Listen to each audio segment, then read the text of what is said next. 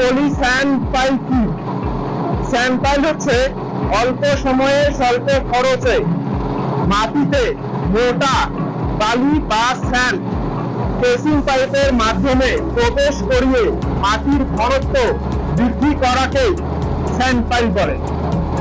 আর মাটির ঘনত্ব যত বৃদ্ধি পাবে লোড বেয়ারিং ক্যাপাসিটি ততই বৃদ্ধি পাবে।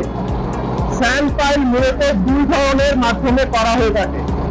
নাম্বার 1 হাইড্রোটোরিস এর মাধ্যমে, নাম্বার 2 নন হাইড্রোটোরিস এর মাধ্যমে।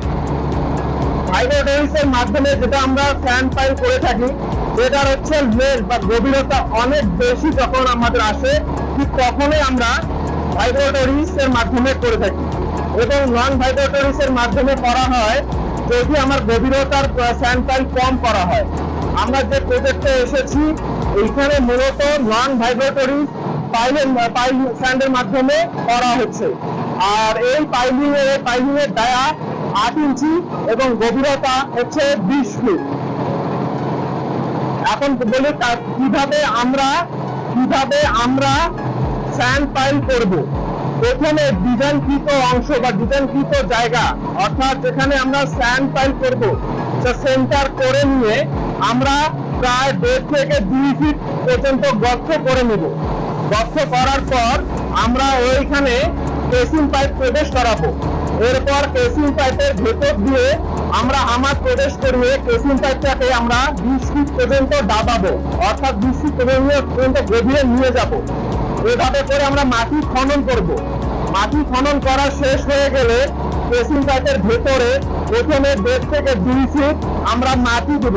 মাটি দিয়ে হামারের মাধ্যমে আমরা কম্প্যাকশন করব।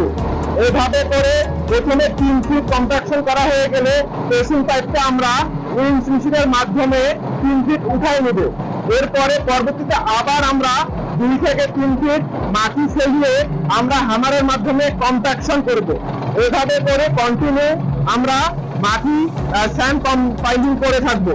এবং সর্বশেষ যখন স্কুলের মধ্যে যখন আমার 7 ফিট 8 ফিট থেকে থাকবে, তখন আমরা কেসিং পাইপটা একদমে উঠে ফেলে দিয়ে আমরা গর্তের মধ্যে স্যান্ড প্রবেশ করিয়ে হামার দিয়ে আমরা কম্প্যাক্ট করব। এভাবে আমরা স্যান্ড পাইল করে থাকি। তো আজকে আমরা বিস্তারিত শিক্ষার্থীদেরকে দেখাবো। ধন্যবাদ।